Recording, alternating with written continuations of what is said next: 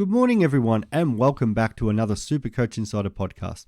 My name is Swiz, here to talk all things round 5. Gather round, the footy world's moved to Adelaide for the weekend, and it's going to be an absolute massive weekend of footy. As always, continue to support us and check us out on all our social media platforms, YouTube, Spotify, Soundcloud, TikTok, and contact us on Twitter, Supercoach Insider 100 or Swiz26 for me. As always, we appreciate all the support you guys give, as well as our sponsor, Splash Vodka, and it'd be great if you guys can support them. Firstly, onto my team, 2089 for me last week. A little bit disappointed. I actually was thinking it was not too bad of a score, and then obviously Grundy and a couple of those other players that people brought in managed to boost their score massively. I think Will Day was another one that a lot of the top players owned, so that was a little bit unfortunate, which bumped me down a little bit. So I think I dropped 2,784 spots and now overall 8,487. However, it's only 200 points behind. I was looking this up before. 200 points behind 958th. So, I think that round one with that sort of captaincy disaster, which was 90 points there, and just maybe one or two players performing just slightly a little better, and very easily back into the top 1,000. And there could be definitely some catching up. As I said, a lot of people have some ownership in Will Day, who are up near the top at the moment, and we'll find out tonight about what happens with his appeal. So that will be a big concern for a lot of people. And then what they do there, if it gets down to 1, a lot of people will be holding. Obviously, they'll be fingers crossed that it's none. If it's 2 weeks, then they do have a decision ahead, because a lot of people who didn't have him were looking at trading him in. And now that does throw a spanner in the works for those people. Like the spanner in the works we have for those like me who have Sam Doherty, which is really unfortunate at the moment. That 50-50 kind of decision of going between him and Dawson is really... just another frustration of the season. There's been, I feel like every sort of 50-50 call I had pre-season has gone the wrong way. So far, 34,000 people have traded him out. Obviously, everybody's going to have to end up trading him out. I don't think it's going to be another Stewart situation where he comes back after a week and just dominates, which has been frustrating for those who did go Stewart into Doherty. I know a few people have contacted me saying, yep, they did that, and then now it's another trade, and it's just the merry-go-round, a bit like the ruck situation with those who had, I guess, gone and went into Darcy Cameron, and now, have made a ruck change again. For me last week, the three, I ended up boosting last-minute boost, which wasn't exactly the plan. But, Clary came in, as we know. Ralston, which was a bit frustrating because we talked about it at the pod the other day. They just kicked the ball over his head every time. That easily could have been a 60 score. And then the flip side, Phillips ends up getting onto a goal, and he scores 67. And, what could have it been? Maybe that extra 20k will be handy this week, depending on what I choose to do. And then the last minute change just before the Richmond Bulldogs game was Witts out, Tim English in. Heard the news about Witts going to be pulling out, so I did go on that. A little part of me thought maybe I could have held on the next day and then gone Grundy. And it's looked like the good move now with Witts because he's missing this week as well, so that's fine there. It's more, what would that 100k have done to my side this week? Could have it actually helped? And probably if I was boosting anyway this week, it might have made slightly a difference. The only issue with Grundy is how quickly does Gawn come back, and there is reports, as we've talked about the other day, about him possibly getting up for Anzac Day Eve. So a lot of Grundy owners will be sweating on that. Obviously Grundy versus Draper this week should be a really good matchup for him, and a lot of people are expecting Grundy to go 120 plus again, if not more. So there's probably no worries there, but it's just what happens the following week. And that also then, makes the decision harder with what do we do about bringing in JVR. Van Rooyen's looked pretty handy up forward. A lot of potential with this kid. They want to play him. Ben Brown out last week, the test, do they name him? Do they how many weeks until they might bring him back in? And then what happens if Gawn also plays Anzac Eve? Who's the one that gets pushed out? We've already talked about Petty being the main option there. But then, how many tours can they, carry? Tom McDonald came back on the weekend and played really well. They've already got Bailey Fritsch down there, so it will be interesting. And I'm sort of at the moment leaning towards fading JVR, even though he's the best rookie we've probably got. It's break even of -71. The predicted score at the moment for him against the Bombers would be 52, and that makes him 50k. So it does, lean towards, if this guy does put in another 80 points, we could be looking at 60, 70 grand straight away this week. So there's a big part of me that wants to get him in. But then it is the worry about the long-term job security. And this is always the debate on it, going, okay, yes, I can get 60k straight away. Fantastic. And if he does perform, and let's just say he goes really well this week and they give him another week and he goes really well, and then you're looking at 100k, 110k, and it might keep going up and up and up. And we've seen that with players before. That does happen. The flip side to that, what if JVR only came out and say scored a 40 this week, and then they make the change, Ben Brown, Gawn come back in, JVR finds himself out of the side, makes only the 50k, then kind of what do? Do we get stuck with another player? So it's a bit very similar to the debate we were having with Chandler. Now Chandler's obviously shored up his job security with the way he's been playing. But in saying that, it's always just one bad game. At least with Chandler now, we've had the couple of price rises, and he's looking good. So we're kind of hoping for the same with JVR, and hopefully, not just a couple more games, but plays a lot. So it is a good debate.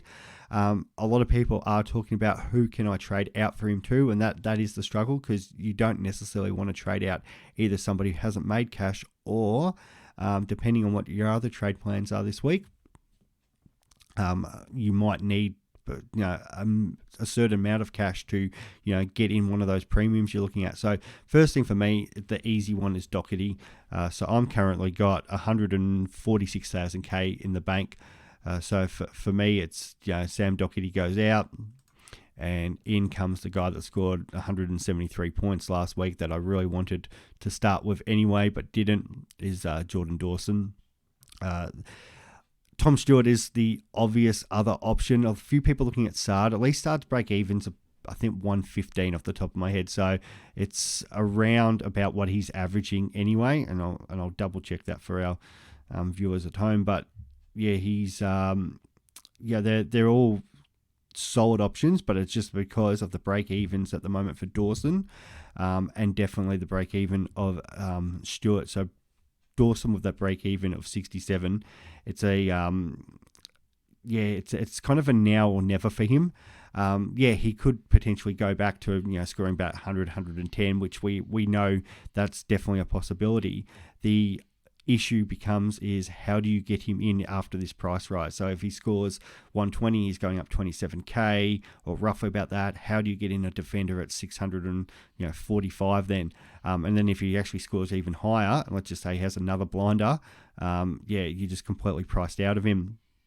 Where Tom Stewart, at least at 572, break even of 69, if he scores, say, even if it's 100, he's only going up 18k. If he does have that sort of freakish game like he can and go a big 160, you're probably looking at maybe 36, 40k for him. Maybe slightly a little bit more, but it's at the same time, he's still only then priced at sort of 610. It's more manageable to get him in. And that's the same situation with Sard. So, Sard's averaging really well at the moment, 587k, but the break even is 104. So the average is 115, break even 104. So even if he somehow threw out a big 140, 160, which is not usually Sard, he's more consistent like that. But hypothetically, let's just say he goes berserk and goes 160. We're probably only looking at a price rise of about 20k. So he's still in that sort of early six mold. And that is obviously more attainable to get in the following week, where if you miss Dawson, that's him done. You're going to be struggling because not only going to be, it's more that price range he'll be in then of, your Tuke Millers and your Neils and Mills and all these premium midfielders. And are you going to want Dawson at that price, or you'd rather start targeting those mids? And that's what other people will start doing. So that's why I'm going him this week. And we know his role. He can float down and play that quarterback role. As much as I hate that term, he's playing a lot through the midfield. His CBA numbers have increased massively over the last 2 weeks, and he still goes down and takes the odd kick out too. But the big thing with Dawson, he just loves kicking the ball. Where Stewart's more the intercept marker, and we know how he can zone off and do that. And against West Coast this week, he could have an absolute field day. We do know Stewart's probably more better at home, but he did have that massive game against the Gold Coast at Metricon recently. But Jordan Dawson, it's 27 touches on the weekend, but 20 of them are kicks. And not only are they kicks, but he finds the target so often. And that just boosts his Supercoach score through the roof. Even the previous week, it was only 18 touches, but 13 kicks, and I think 11 or 12 hit the target. So it's just massive Supercoach. You're getting 4 points each time he gets it. So it's hard to ignore. So I don't think he goes as well this week, but maybe the Blues put a little bit of work in, but it's just too hard to ignore at that price. So the other two possible options I'm looking, if I really want to go down the path of maybe another boost, would have been Jimby down to JVR through loophole. Now, I don't really want to trade Jimby. That's more if he's left out, and then it's like, okay, how much cash can he potentially make? He's averaging still really well. He's had the one poor game, but that's just him tired and West Coast. Obviously, starting to struggle now with the amount of players that they have available. A lot of people have been asking about that, and that should I trade Jimby in that? And I'm really on the fence. I know Chris is big on it, like no, you can't trade him. It's hard because the guy's averaging 76 at the moment, even after that 40. Like his first 3 rounds, 85, 76, 104. Like he's actually a really good scorer. If he scores another 70 in this week, he only makes 20k, but I think once that sort of 40 gets out of his score, it'll reset and potentially he'll work his way back up towards 400k. But then what happens if it's another poor scorer in there? Then that's probably the time that you trade him. So it's one of those on the fence moments, and I can see where people are going, okay, if he was not to score that well this week, and like even with a break even 18, if say he puts another 40 in, well, you're only missing out on 9-10k, and then his scoring potential is just done anyway. But what happens if he, continues to keep that great role, West Coast with their lack of numbers, and he's able to still put out those 60s and 70s, you're going to see the price rise. And with the lack of rookies we've probably got at the moment, it's hard to say no to having somebody like him. My preference would be Liam Jones. We just haven't seen the best from him at the moment. But does that mean, now we'll say Keith missing with concussion, potential more points for him this week, and he might have one of those larger games? Or is that just me thinking maybe more on hope because he has done it in the past, but it's not actually going to happen? So I'd probably prefer to do Jones, and this is where the, English over Grundy sort of hurting a little bit last week because, would have probably had the potential to... Well, would have easily able to do him or even somebody else. I might have even able to have done like Chesser or somebody and still able to get these trades done. It was looking like maybe Jones and Hopper and then getting Tom Stewart as well. But I don't know how desperate I am to get Tom Stewart this week. Hopper's still got cash to make. It's just more about, I guess, how the news that he's pulled up, but break even of 15. Richmond are really undermanned this week, so though the Swans are a hard team to score against, he spent a lot of time on the bench last week because of the injury, him struggling with his own injury, but still managed to get a 75. So he could still score an 80 this week, go up 30k. Jones could still score well and go up money, and it's like, well, why am I reaching for Stewart? Because Hopper's going to go up the same amount as Stewart. I might not get technically the points on field, but that Stewart could potentially get. But cash-wise, that's a trade that I could potentially just do next week, and then I don't have to worry about boosting. And that's the hard thing sometimes because we've got these boosts. People want to be aggressive, and you're looking at your ranking going, if I'm aggressive here and Stewart goes off, I can skip up those points and close that gap on that top 1,000. But sometimes it's there's that little bit of wanting to be a bit patient as well. So potentially that's probably the only trade I'm doing. But until teams come out tonight, and we've seen plenty of carnage in the past, so that's definitely something I'll be waiting for. Another one I've had a bit is to do with Ashcroft. Should we be looking at trading him? A couple of questions about him to say maybe a Degoe type. That's a no for me. Break even of 22. Like, he definitely has cash to make, but he's the one who is scoring really well. North, Giants, Freo on the horizon, and then they've got the Bombers, Gold Coast, Adelaide, Hawthorn. The Lions have a really good draw coming up. And hopefully Dunkley and even Neil, for those owners, bounce back there. But yeah, I think Ashcroft should get us to 400k, and you kind of don't want to be chopping now, even though, you maybe like the Goey points or somebody else's points in the short term might be slightly better. But I'd be only looking at doing a trade for a guy that, you know is going to be sort of that top 8, top 10 player. And I'd be looking at somebody else. Like, I'd go, say, a McKenzie first over like an Ashcroft. But then I wouldn't be probably going McKenzie this week, because especially if Day's out, he should get a boost of CBAs, and they've got a more favourable draw. He still put up a 49 against a Geelong side who absolutely smashed them. That could have been 100 points in the second half. I'd be trying to hold on to those guys where possible. The other thing to really think of is trying to start thinking about your team for bye rounds. That's definitely got to be food for thought, but also with the dual positions. Like, a couple of people have again asked questions about Zeeble. If you don't have him, is he a must? He's not a must, but at 423, you could do a lot worse for a guy who's going to have dual position status and could potentially be knocking on the door of top 6 of both the forward and defence line. Yeah, okay, scored a 92, but still averaging 98.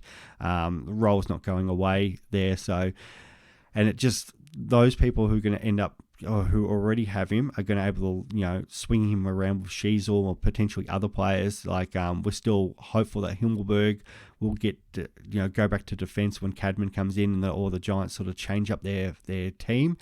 So that could be another one. We'll end up having like a swing in there. It's a bit of, I think it gives us more flexibility, those who have Zeeble. So it's probably somebody, like, I wouldn't be breaking your team to target, but if you've got somebody that can be traded out, or if you've got cash, hypothetically, like if you're in my position last week and you didn't go, say, Oliver and English, and you went LDU and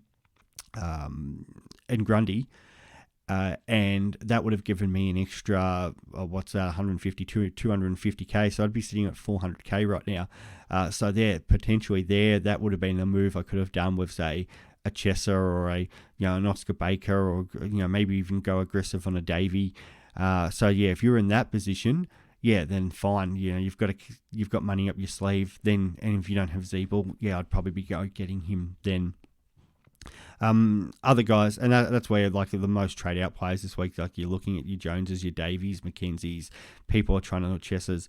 A few are starting to jump on Jimby, but that's, as I said, that's because of maybe a little bit of necessity, but at the same time, it's if you can hold him, that'd be a much better situation. A bit like people last week with Setterfield, the ability to hold him last week and even hold him like again, because he's still going to score well. It's just that it's getting to the point where he's nearly tapped out. But then you get like Horn Francis, people still traded him out last week, got that 96, and now I think his break even's gone down to like an 18. So what happens if, like, Setterfield, for example, or even a Hopper come out and they score 100 and 110, and they're not only their price restarts or goes up, you're getting that on-field points, so which is more than what the guy that you're trading in anyway.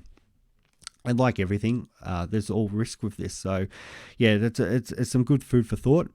The Richmond players who are people are looking at, Samson Ryan, Tyler Young still, and even Juddy Clark at the expensive price, are all worth considering. Richmond have a ton of injuries, 27 fit players, I think, this week.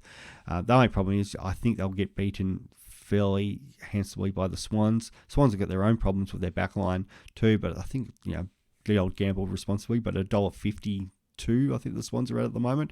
That's not a bad little shout there. I think they're worthwhile. Young's job security has definitely improved because of Tarrant's injury in the VFL. You've got Samson Ryan now that Nank's gone down, and Lynch as well. So his job security's improved. The only issue more with like your Ryan is what's his scoring potential, especially if he plays more forward than ruck. If he's ruck, you can put him down for at least a 60. But if he's playing more forward, how many points is he actually going to score?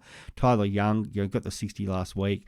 Yeah, there is some value there because if Richmond are going to struggle the next couple of weeks, especially with Swans and Melbourne, is he going to see a bit more ball in defence? Could he throw out a couple of 60s and 70s and make some cash? So I don't mind that one as much. And then Juddy Clark, he's one I've actually put down in my draft for maybe a keeper if you've got extended benches to throw in. They definitely like him on that half forward, and I think he's the heir apparent for the wing there for either Pickett or McIntosh. So it's one to definitely look at. It can kick the ball beautifully. Young player does turn the ball over still at times, but as he continues to find his feet, they'll give him the confidence to take on those kicks, and they do like the ball in his hands, so definitely somebody to look at from that point of view, but maybe not as much with Classic, only because of the price. If he was 50k cheaper, he would have been a lock in my side this week. In regards to vice captains and captains, I'm still tossing the coin between Dawson and Laird tonight. They're the two that I'm most looking at. I don't really think there's anybody else in the other games that are, screaming pick me. And it's sort of a hard one to get a bit of a read on because just there's so many neutral games this week.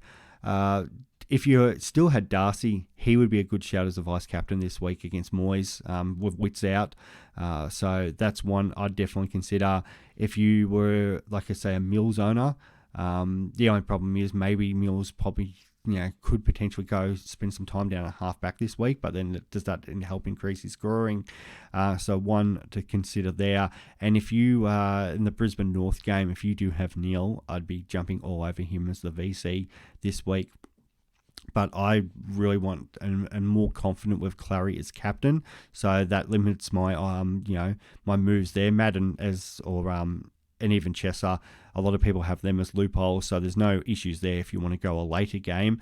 I just don't have the confidence to go, okay, I'm going to put the captaincy on someone like Dacos or Tom Green at the moment. So, and with Bont playing straight after Oliver, I'd rather lock in Oliver as a captain. I'm confident he'll go 120, so it's the VC options before that, and the obvious one is tonight's game. It's Dawson or Laird for me, and it's just which one. I know which one I pick. It's going to be the other one that's going to go off. I think it might be a bit more of an attacking game. Blues now have their full midfield back, but their running defence is a little bit hurt because of Williams and Doherty not being there, but Sard will be obviously a very good player. Just a question now, does Adelaide maybe put some attention into Sard because who else is going to be there? But if both teams just sort of go out and play a more attacking, aggressive game, it could be very good for either Dawson or Laird in there. Couple other ones. Always try to get a little bit of draft chat around. So we've got some interesting ones. As I said, keeper before Juddy Clark. Braden Campbell still been floating around a few keeper leagues. He's the next one in line from Sydney to come into that back line. So worth stashing on your team. For your season drafts, Jaden Hunt from West Coast we've talked about. Tommy McDonald, just obviously not going to get as an easier game as he did last week, but we've talked about him. Jake Stringer is there. His injury concerns always an issue and that, and he's going to be so up and down, but for somebody who likes streaming forwards and we know his potential, so and I like to pick out the forwards more than we've talked about Swilkowski and Schultz and that, because a lot of people are more likely to be streaming their forwards, and there's not as many good forwards out there, but the two that have appeared on a lot of drafts this week that are still there is Myers and Zach Guthrie. Now, apart from the fact they play West Coast this week, which is just an absolute bonus, but the last 3 weeks, Myers is averaging 80 and Zach Guthrie 79.7. So for guys that you can, maybe not if you're in a real shallow draft, but if you've got D4, F4, or in particular D5, F5, I'd be snapping these two guys up straight away. Myers 80, who knows how much they can belt West Coast by this week, but he could be in the line for 100 score, and Zach Guthrie too. The Geelong defenders did really well last week against the Hawks forwards, and West Coast can have the same sort of issues with their forward line this week. So there's the two to definitely look at there. And then from a draft stars point of view, In particular, the Adelaide Carlton game tonight. I always like the Friday night games there, or the Thursday night games. Those two are usually bigger price pools, more people play them. So I really like Rankin and Motlop. Rankin's been flying up that half forward line. We know what he can do. It's either Motlop or Durden. I like a sort of cheaper forward. And both of them have been going around that 60 mark. So do I really want to pay up for maybe a Kernow who could go 110, but at the same time could go 60 as well? I may as well just save the $5,000 there. Midfield, I've gone Rochelle, Cripps, Chase, Jones, and Walsh. Not as much on that, like that Chase Jones one. But Cripps and Walsh back just look fantastic. So they're definitely two. Actually, I feel like I even updated that to try to get a couple of other. So I feel like I did have Dawson in there, but I might have even changed that. I'm thinking I didn't update that, but in the back line, there's a couple good options. Yeah, I'm not as confident with Sard's more as Supercoach than he is because these are fantasy scores. But Newman and Hinge are good options if you can't get Dawson. And for your rucks, Riley O'Brien is doing quite well. But to spend 4 or 5K over a Pitternet or DeConning, who are going to pretty confident get you 60, where O'Brien's going sort of 90, is it really worth that cash? I would rather put it on a player who I know could potentially go over 100 and score a bigger 100. So that's why I like your Cripps and your Walsh. That's why actually I did have Dawson in instead of Walsh, but then I upgraded to get Hinge. I do like Hinge. So Newman's the one I'd be targeting more in a game like that. Just a little bit of food of thought there. If you are playing the whole weekend one, Grundy and Darcy as your rucks. I think it's going to be one or the other, especially Darcy. I think a lot of people are going to be probably looking at Grundy, so he might be a good one to, because you want somebody who's not going to be as highly owned as others. So you'd hope others jump on, your English and Grundy and that, and Darcy can have one of those massive games.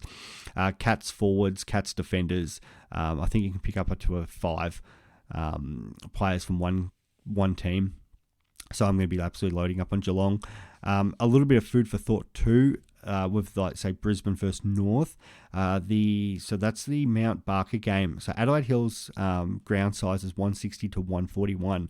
Now, to give a bit of an idea, that the Gabba is 156 to 138. So it's quite similar to the Gabba's ground dimensions.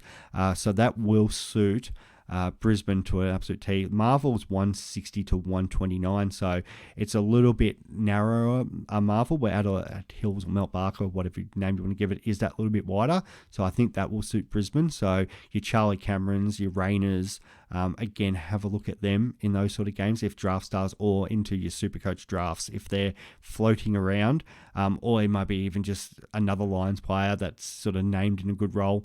So yeah, definitely consider them. The two Norwood games is really interesting. So Norwood's ground is 165 by 110. So that's completely different to any other ground that we have out there. Geelong's probably the closest to it, which is 170 by 116. So there's no ground that's actually this skinny in any of our AFL grounds. And then the teams playing at Norwood this week are Fremantle, Gold Coast, and GWS Hawthorn. So that just adds to kind of what I was saying about Darcy, because I think if it's a narrow ground, you've got more opportunity. The ball is going to be out of bounds, ball ins, and so there could be more ruck contests there. And that might actually bring in your defenders, so your intercept defenders. So yes, Sam Taylor's, Nick Haynes, and then in particular could be a really good day for Hawthorn with Sicily. The only annoying thing with those Sicily owners is he is a later game, so I don't like sticking the captains on that. If he was playing earlier, I'd get the VC on him.